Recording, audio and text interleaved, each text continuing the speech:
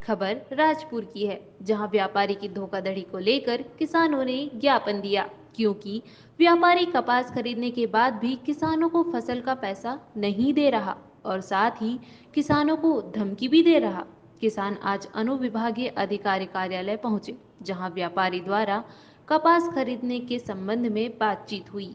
भारतीय किसान संघ के जिला अध्यक्ष के साथ ही राजपुर एसडीएम को ज्ञापन दिया। किसानों ने बताया कि तलवाड़ा बुजुर्ग व्यापारी ने उनके घर से कपास खरीदा एवं 8 से 10 दिन में भुगतान करने को बोला था, लेकिन आज तक एक भी पैसा उन्हें नहीं मिला। जब व्यापारी के घर पैसा मांगने जाते हैं तो व्यापारी दिलीप राठौर, उनकी पत्नी एवं उनकी मां आत्महत्या करने की धमकी देते हैं। वहीं भारतीय किसान संघ जिलाध्यक्ष ने बताया कि प्रदेश में केंद्र सरकार द्वारा बनाए गए तीनों कृषि कानून लागू तो है, लेकिन उनका पालन व्यापारियों द्वारा नहीं किया जा रहा है। नियम अनुसार पक्के बिल पर जिसमें फार्म का नाम हो उस पर खरीदी होना चाहिए, लेकिन जिले में अभी भी व्यापारी कच्ची रसीद पर माल खरीद रहे हैं, जिसके कारण किसान पीड़ित हो रहे हैं और किसानों को उनकी फसल का पैसा नहीं मिल रहा है।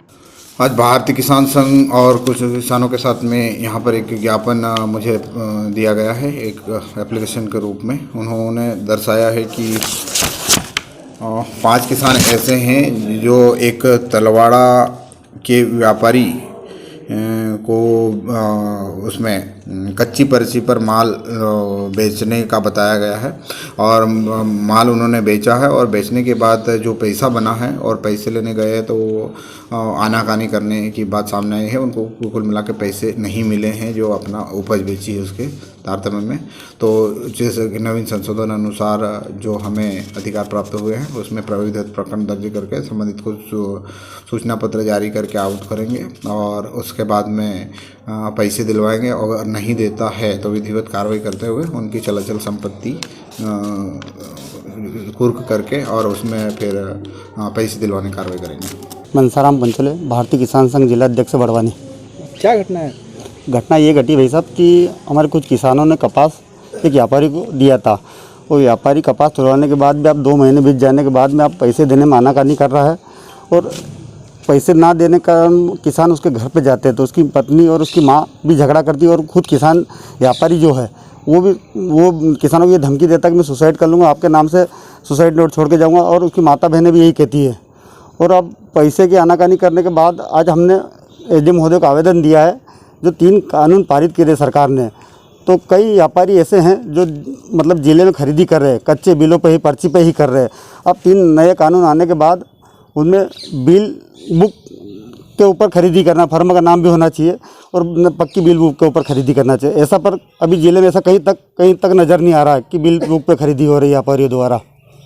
कानून लागू हो चुका है लेकिन उसका पालन नहीं हो रहा। कानून लागू हो चुका है मगर व्यापारियों द्वारा कानून का पालन नहीं किया जा रहा है और किसानों के साथ शोषण किया जा रहा है। यही एक व्यापारी के द्वारा अभी 4 दिन पहले भी करी वालों ने बड़वानी थाने पर भी आवेदन दिया है कि उनका भी 2 किसानों का कपास का पैसा इन्होंने नहीं दिए। ऐसे कई किसान निकल के सामने आएंगे।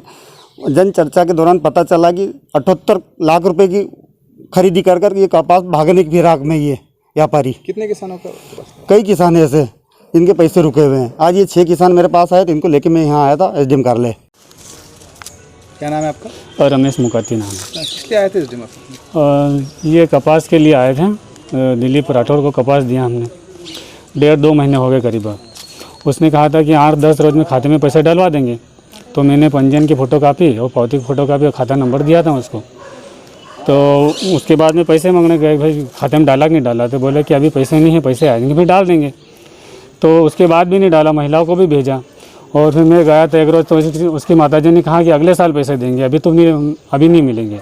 बोले हमारे पैसे दूसरे लोग खा गए, दूसरे के खाते में डाले थे पैसे उन्होंने, हमारे खाते में डाले नहीं। तो बोले अगले साल मिलेंगे।